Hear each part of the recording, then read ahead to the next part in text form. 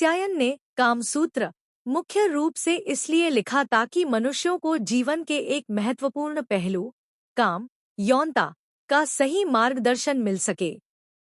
प्राचीन भारतीय समाज में जीवन के 4 प्रमुख उद्देश्यों, पुरुषार्थ को महत्वपूर्ण माना जाता था: धर्म, कर्तव्य, अर्थ, धन, काम, सुख और मोक्ष, आत्मा की मुक्ति।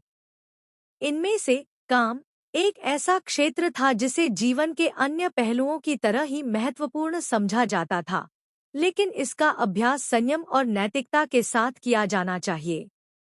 वात्स्यायन द्वारा कामसूत्र लिखने के प्रमुख कारण: मानव जीवन में काम का स्थान। वात्स्यायन ने काम को जीवन का एक स्वाभाविक और आवश्यक अंग माना।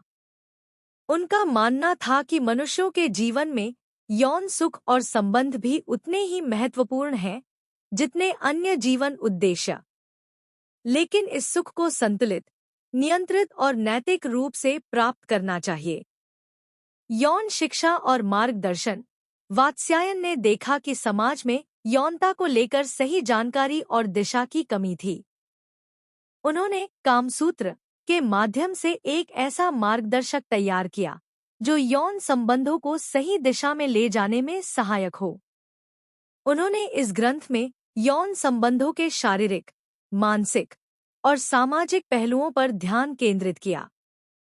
संबंधों को बेहतर बनाने के लिए कामसूत्र में केवल शारीरिक संबंधों का वर्णन नहीं है, बल्कि इसमें यह भी बताया गया है कि प्रेमी और प्रेमिका, पति और पत्नी या अन्य संबंधों को कैसे संतुलित और आनंदमय बनाया जा सकता है।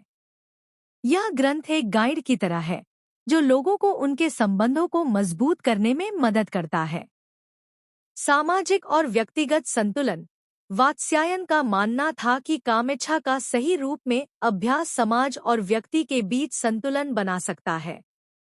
कामसूत्र इस बात को समझाता है कि यौन सुख प्राप्त करने के लिए न केवल शारीरिक बल्कि मानसिक और भावनात्मक समझ की भी आवश्यकता होती है।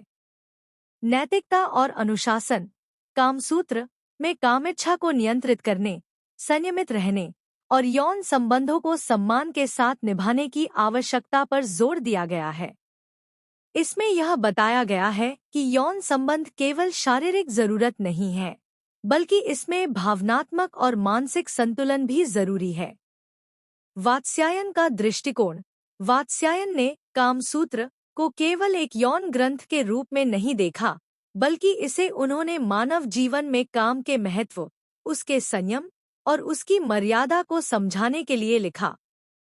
उनका उद्देश्य यह था कि लोग काम को एक स्वाभाविक लेकिन नियंत्रित और सम्मानजनक रूप में देखें, जिससे कि उनके व्यक्तिगत जीवन और समाज में संतुलन बना रहे।